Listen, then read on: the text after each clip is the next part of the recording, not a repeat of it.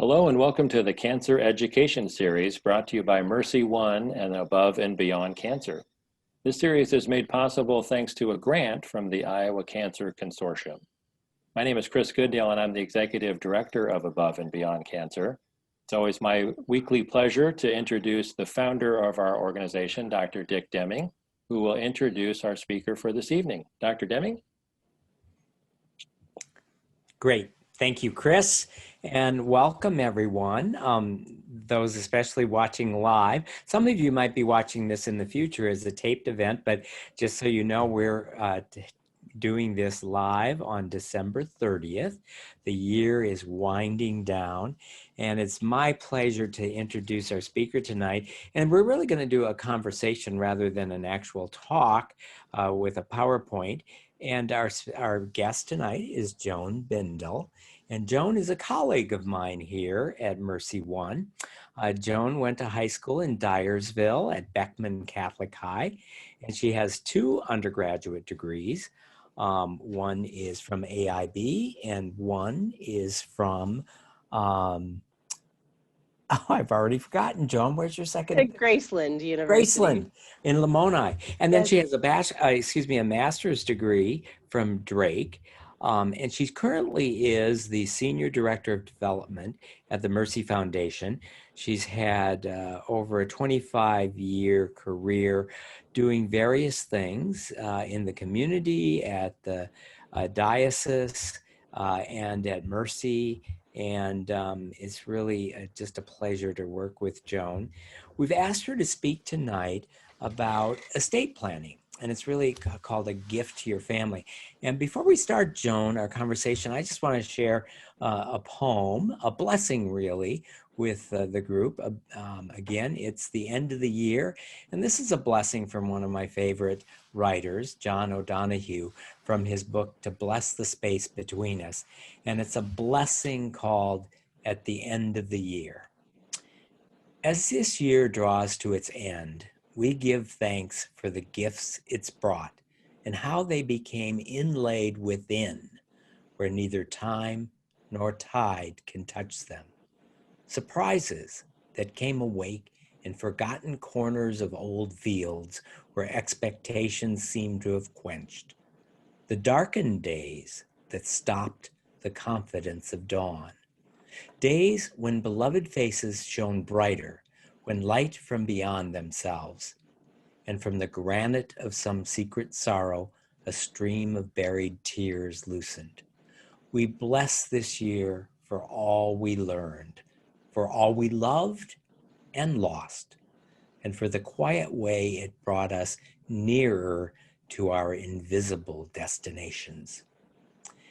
So the end of the year reminds us that we are cycles, and that all of us, whether we've ever had cancer or not, will ultimately come to the end of our life here on earth. And the end of the year is always a great time to reflect on the past year, but also to think about the legacy that we're creating. And tonight, the conversation that Joan and I are going to have is really about the legacy that we can give to those who stay behind us as we're on our way out of this life. And Joan, what did those words in the reflection, what did it make you think of here as we're approaching the last day of the year?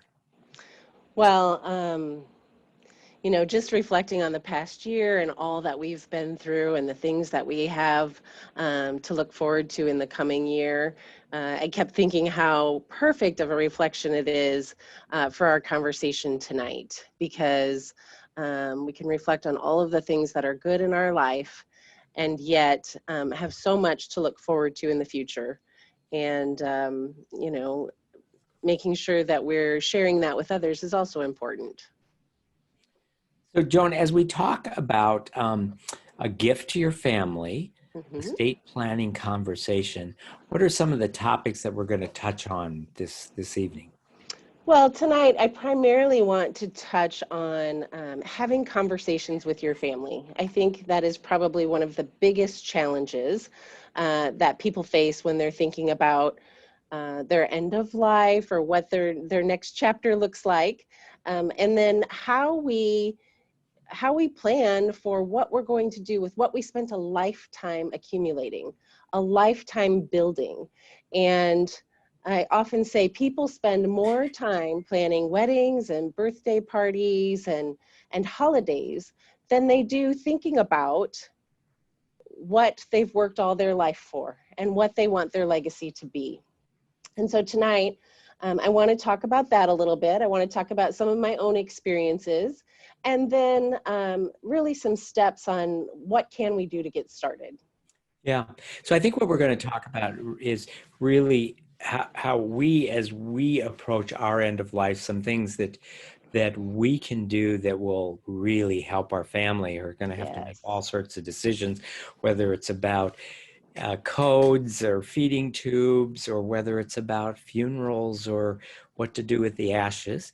And then we're also going to touch on a bit about the legacy that lives beyond us, the legacy of the wisdom we've passed on, but also what we may want to do to be helpful to those individuals and organizations that we want to support even after our death. Excellent. So maybe share with us a little bit of an experience that you had recently where a friend of yours asked you to help her with her end of life journey. Yeah, so last October, a dear friend of mine passed away. We'd been friends for 30 years. She had no family that she had family. She was estranged from her family. And no children, no spouse.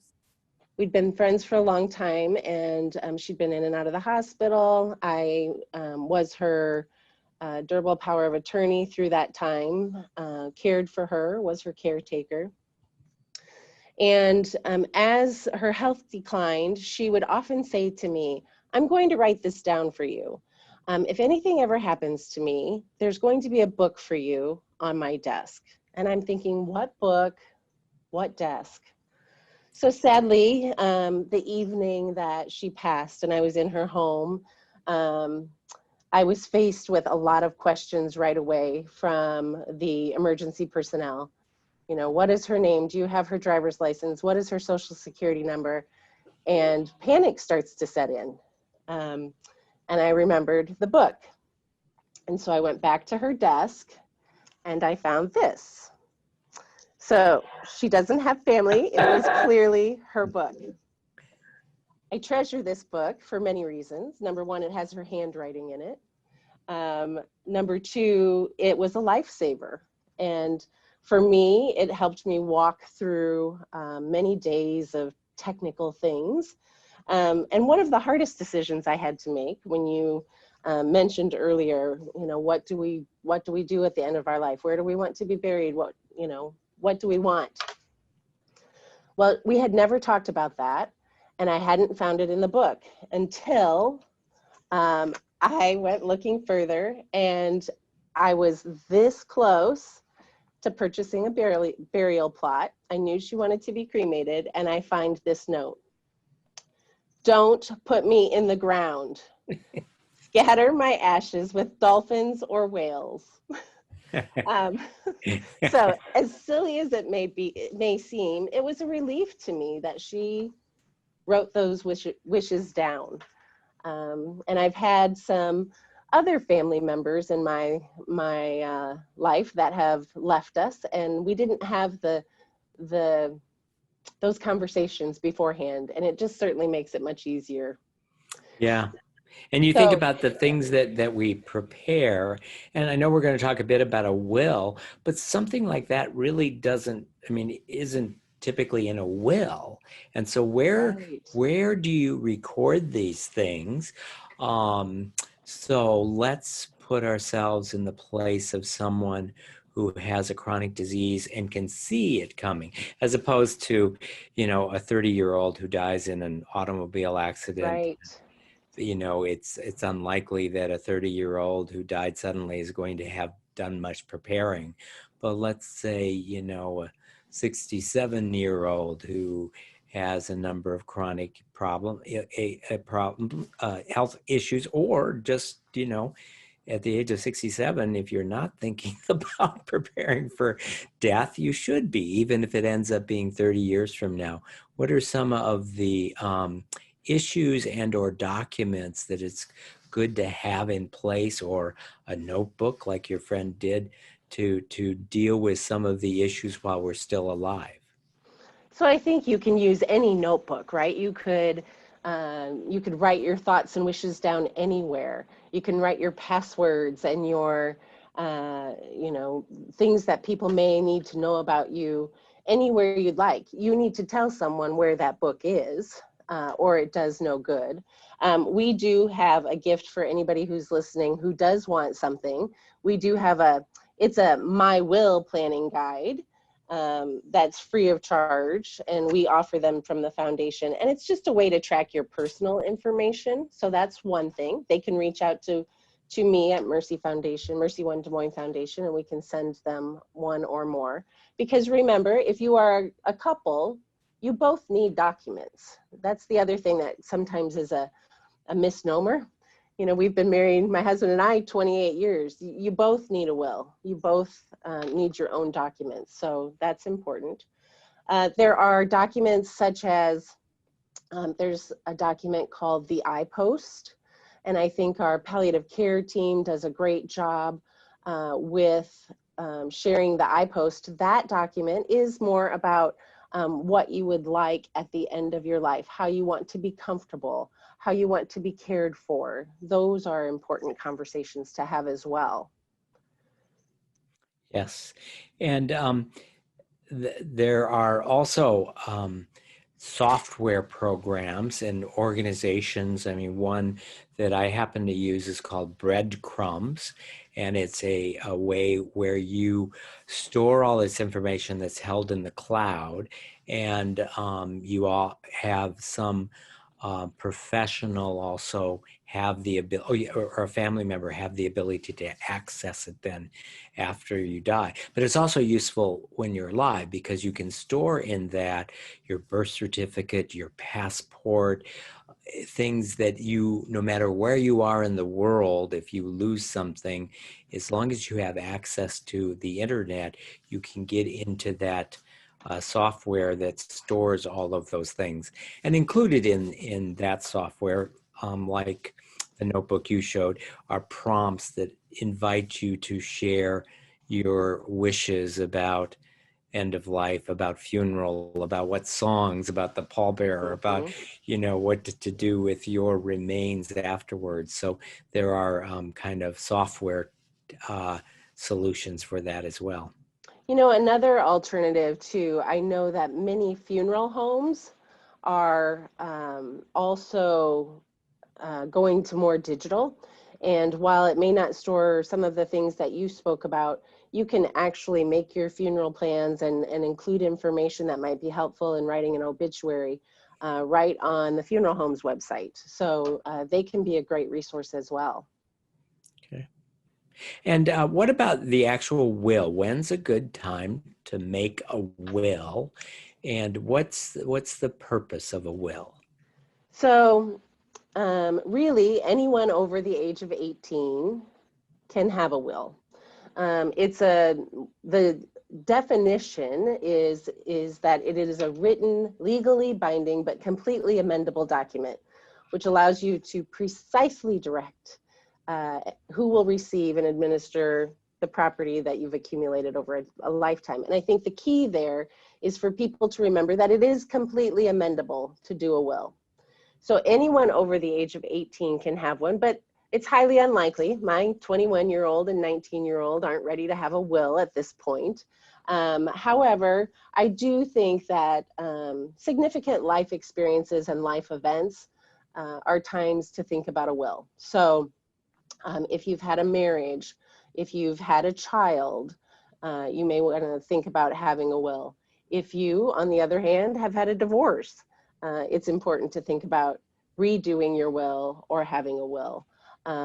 So a death of a loved one might be a reason to have a will. So there's lots of reasons why and when we should have one. And as you mentioned, you can change it whenever you want. And what you write in it, at the age of 40 is probably not going to be what's there at the age of 70, assuming you live long enough. So if somebody wants to start that process, how do you start? What's the first step to preparing a will? So what we recommend is the first step is to take that financial inventory, so to speak, or the inventory in general of your assets to see what it is you're really considering in your will. So complete one of these booklets, and we have been told, and I actually did that for myself, completed one. When I went to our attorney's office, he said, "You've done all the work for me." So it really did reduce the number of hours we had to spend with our attorney. So I would say the first step is to start gathering data, gathering information so that when you go to an attorney to work on a legal will, that you have all the information you need. Okay. And then we say the second step, if you have children, would be to consider a guardian for your minor children. So that comes with great responsibility, a great honor, but you need to ask the person. I mean, I don't really think it would be fair, Dr. Deming, if I listed you as a wonderful person to be the guardian of my children without consulting with you first. So I highly recommend having a conversation again with the person or people you are considering.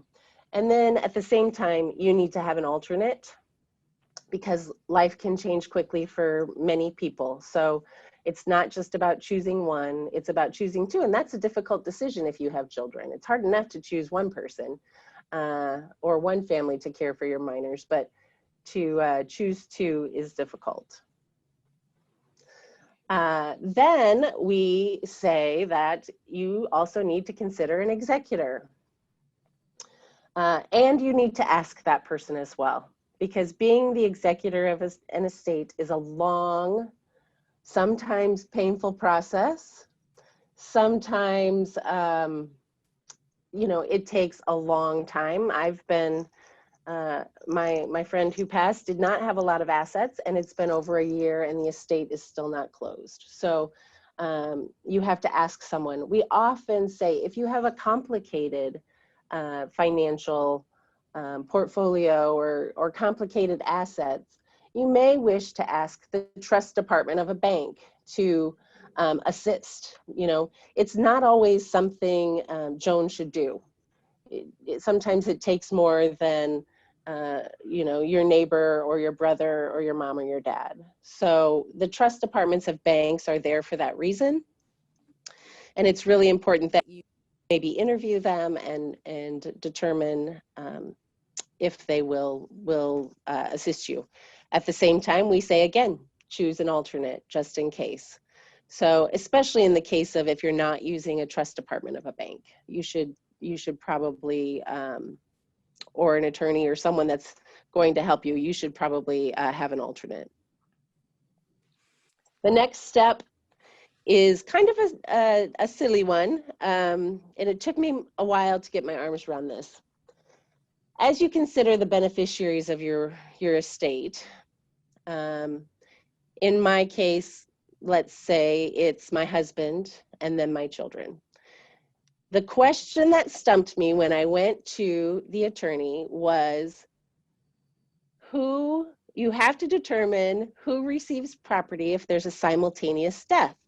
So what happens if my husband and I both pass at the same time? Because we both have our own will. His may say, leave his property to me and then to his siblings. Mine may say, leave my property to him and then my siblings. So you have to decide who goes first. If there would be, in a rare instance, you both pass at the same time, let's say in an accident. That one tripped me up when I was at the attorney's office, because you each hold assets in different names. So that one was interesting. Then, of course, you and I talked briefly, and you mentioned in the beginning, We need to consider our beneficiaries and also any charitable giving. You know, it's really important to me to make sure that the charities that I've supported in my lifetime, some of which I would consider part of my family here at MercyOne, my family at my church. I want to make sure that they are remembered also in my estate planning. So I think that's really important as well. Yeah. And Joan, let's shift to that. Let's just call it legacy. So we have things that we want to be remembered by when we pass, and some of it is the memories that we've left, the deeds that we've done in our lifetime. Sometimes it might be some writing. I mean, a book that you've written, a magazine article. It may be things that you've written privately that haven't been published, but that you want to share. And some of these notebooks and software allow the possibility to leave words of wisdom to those who survive you that might be part of your legacy. So that's important. Hopefully people interact with those they love while they're alive, and your memories are there, but it's also nice to be able to leave something in writing that passes on your philosophy, your wisdom, if you will, that people can then turn to. And then second is your financial assets. Thinking about what happens, because if you die without having written anything down, your assets will be distributed. The government will be a large recipient of your assets, and there's nothing totally wrong with that. The government does a lot of good things with the money, but if you have other individuals or charitable organizations that you would like to receive some of your financial estate, then making plans specifically for that is a good thing. And so at my age, it's like once a year I sit down with my advisors and modify and adjust. And sometimes organizations that are just really, really important to you at one point in your life become less important, and other organizations during the course of the year become important to you. And there are ways in which you can adjust your, it can be done in instruments outside of a will. So there are many different ways. So maybe I'll have you comment some more about leaving a legacy, both in terms of the wisdom we want to share with others and our financial assets.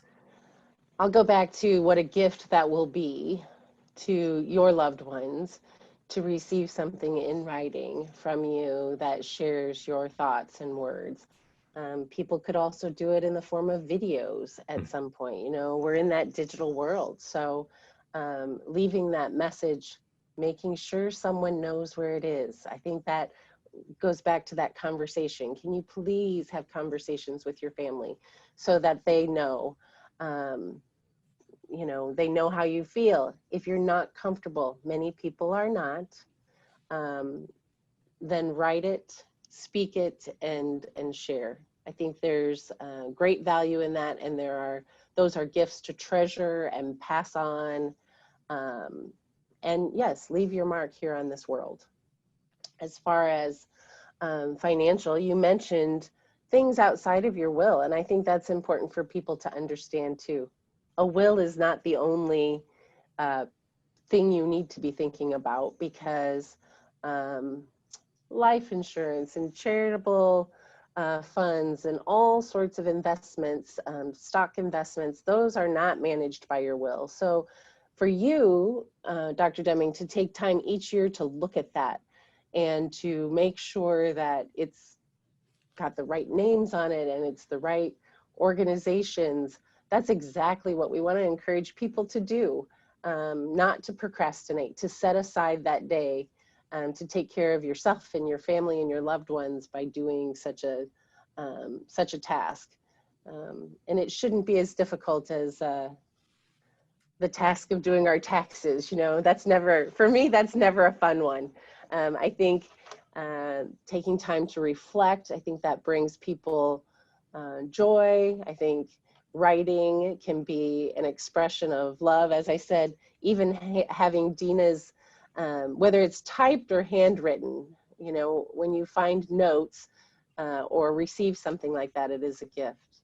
And I will say that leaving gifts to charities that you love, it's my job, right? I wouldn't be doing my job if I didn't talk about that just a little bit.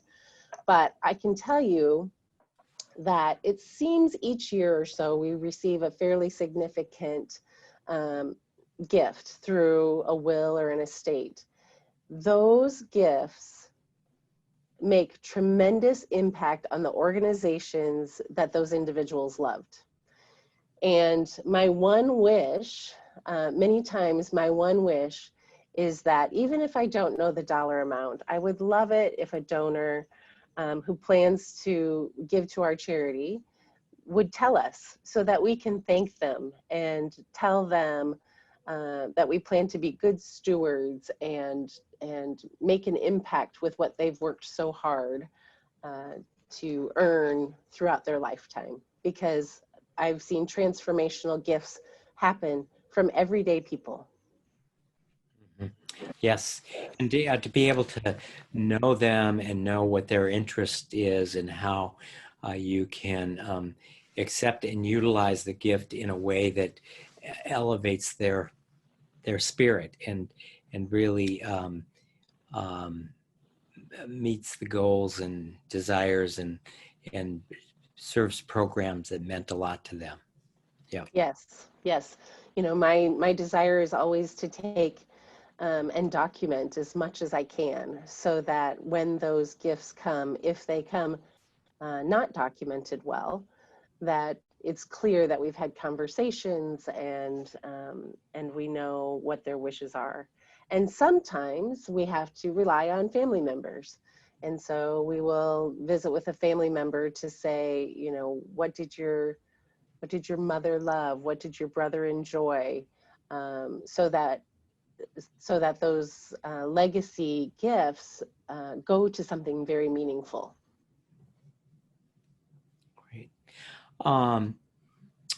We touched a little bit on some terms, advanced directives.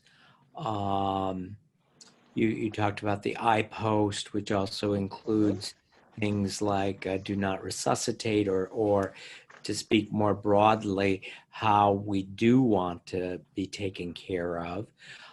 Maybe I think we have time to go back to that and talk a little bit more here in the hospital setting, where many ill people come and where we often recognize individuals who have an incurable illness and have had a lot of hospitalizations.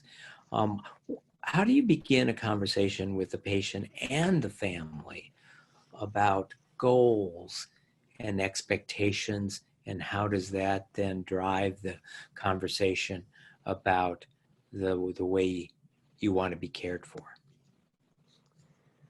I think there are many ways.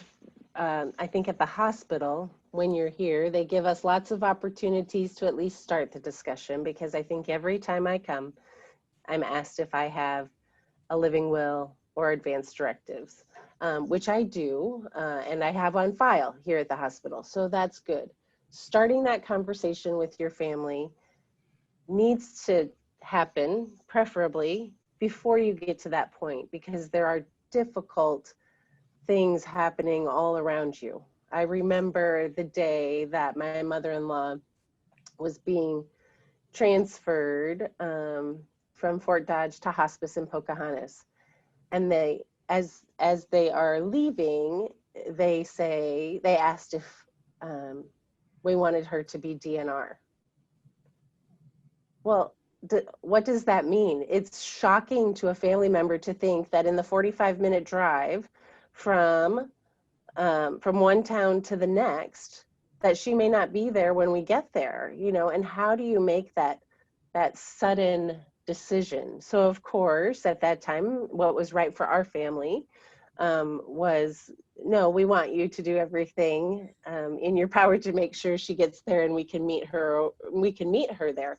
But having those conversations before you're put on the spot is important. Yeah, before the emotions are so enhanced that it's difficult to think straight. And then, as you mentioned, it's often done as a family. And what's so important is if the individual, while they are still healthy and of sound mind, can clearly articulate to the family, you know, when I get to the point that that I'm not really thinking clearly and there's not much left, please let me go peacefully. And so when they hear that over and over in conversations around the family, it makes it so much easier for the loved ones once the individual with the illness may no longer be able to cognitively speak or make sense, and then it falls on the family. And for them to have heard from their loved one their desire to have a peaceful passing can make it so much easier. Absolutely. And you know, the living will document, that one is one that really does focus on life supporting treatments. So again, completed, you know, in advance of your illness. It's a legal document, so it does need to be signed and notarized. And as you said, you should be of sound mind and health when you make those decisions. Many people consider their faith and religious beliefs in the decisions that they're making. So I think that's important. And those documents help our healthcare workers here as well know how to guide and help family members during those difficult times. The DNR, the do not resuscitate, that's almost like a prescription, right, Dr. Deming? That has to come from a physician. That's not something that you can just say, this is what I want. It actually has to be signed. Yes, you're right. And it's an order. So if someone's in the hospital, the default is that full code, and a physician can write the order to have a lesser degree of resuscitation, and that is done in conjunction with the family and consultation. And so there are the full code where chest compressions and artificial breathing and ventilation, but then there are other degrees of, you know, let's do antibiotics and medications, but if the heart stops and the breathing stops, we don't want chest compressions and artificial ventilation. So there's different degrees of it, and knowing what the family desires. And it's in most of those situations, even if you did a full-on resuscitation, you're not likely to have a successful resuscitation. And if the underlying illness is incurable, you really have gained minutes or hours, but not of a life that has much richness or ability for communication. So a lot of times it ends up causing more trauma to both the patient and the family in those situations where someone is near the end of life with an incurable disease. But it's always best to be able to sit down with the family. And for most families where mom and dad or grandpa and grandma have, you know, clearly stated that having a peaceful death is a good thing. You know, we all have a finite time on earth, and there comes a time where a peaceful death after a long life is sad, but not a tragedy. It's part of the script that we all have in our hands. Agreed. There were a few other documents that you might be asked about or you might hear. One of them would be the durable power of attorney for healthcare. That's another document where Um, I was my friend Dina's durable power, which meant that when she was not able to make decisions for herself, she had completed this document in advance. I had carried it with me. The hospital had a copy of it. And then I was able to make decisions for her, which sometimes were difficult. When she went on a ventilator, and I thought she could understand, and I think she could, but it was a hard decision knowing that when they put that ventilator on, I might be faced with another difficult decision later. Her outcome was positive. I'm happy to report on that, but be sure that when you are asking loved ones or family members that they know what that durable power of attorney for healthcare means. The other piece of that is you learn very quickly when you are a durable power of any type of attorney. A durable power of attorney does end at death. So when I was at the funeral home and I said, well, here are my documents. I have durable power of financial attorney, you know, sharing my documents. He says, none of that matters anymore because that is only for your lifetime. And those documents also are amendable and can be changed. Yes. So tonight we've had a conversation about how to approach thinking about our own end of life and how to prepare our family and make sure that our wishes are met. And then we also talked about the importance of leaving a legacy, and that legacy is both the wisdom that we impart through our lifetime and taking some special time to actually document some wisdom that we want shared after our passing. And as you pointed out, in this digital age, that can be done with documents, pieces of paper. It can be done with photographs. It can be done with videos that we leave. And then we also covered leaving a legacy in terms of what we would like some of our financial assets to do after we're gone to help leave a legacy and support individuals and organizations that we feel strongly are deserving of our philanthropy.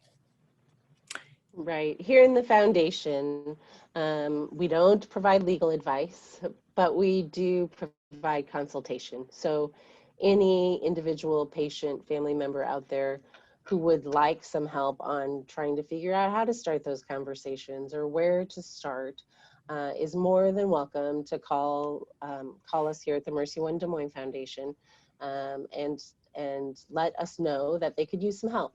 And we're happy to brainstorm with them and help them set aside time, anything that it takes to start planning for their future and to leave their legacy. Great. Well, Joan, I want to thank you for being our guest tonight. I've enjoyed our conversation. And we're going to bring Chris back on. And Chris, if you have any additional questions, or and I'll turn it over to you. Now I don't see any. I don't see any in the question and answer or in the chat, but very informative. Those were terms that get thrown around a lot and are difficult sometimes to comprehend all the facets that they include. So that was very informative. Absolutely sure. Well, I want to wish everyone a happy new year.